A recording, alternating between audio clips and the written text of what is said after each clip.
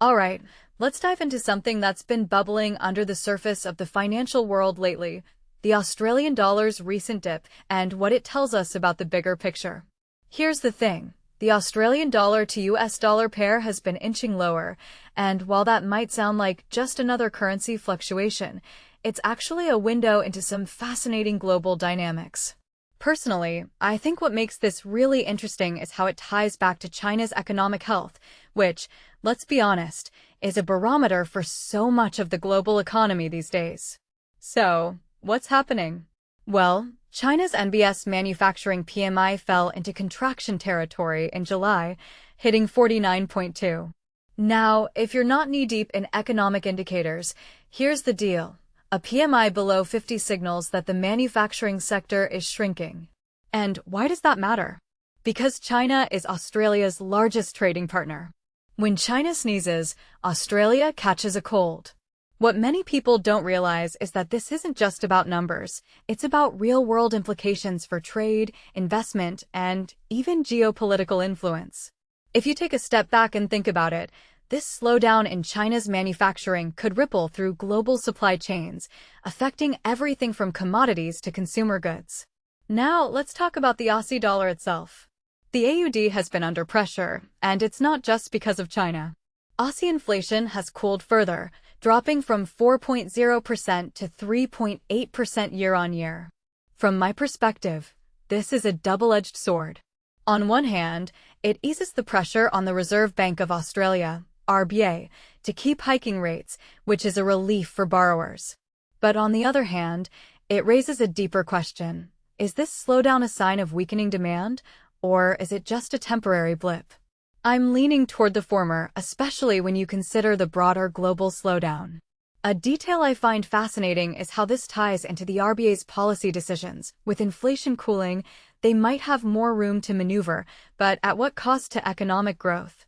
Meanwhile, the US dollar is holding firm, which is kind of surprising given the easing of global risk aversion. You'd think with tensions in the Middle East cooling, thanks to those diplomatic developments between the US and Iran, the USD might soften a bit. But no, it's staying strong.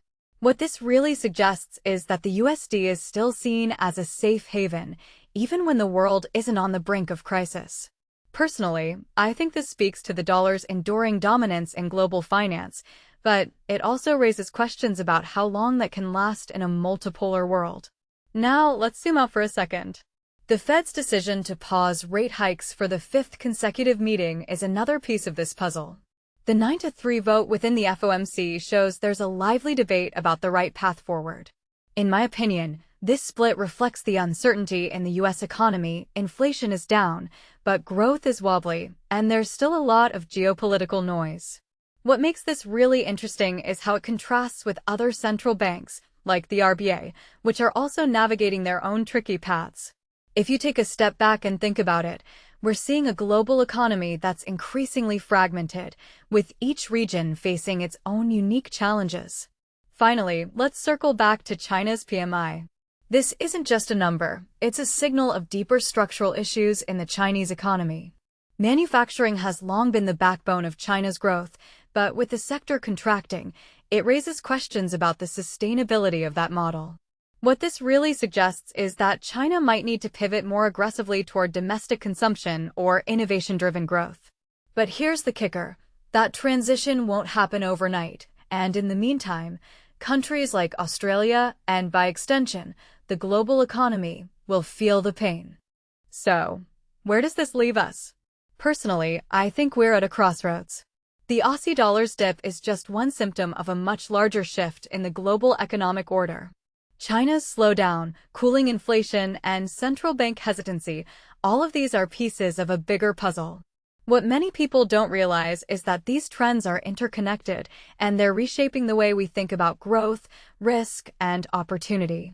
If you take a step back and think about it, we're not just witnessing a currency move, we're seeing the early stages of a new economic era.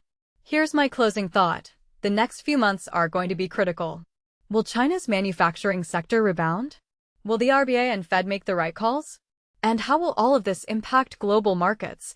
Honestly, I don't have all the answers, but one thing's for sure, this is a story worth watching. What do you think?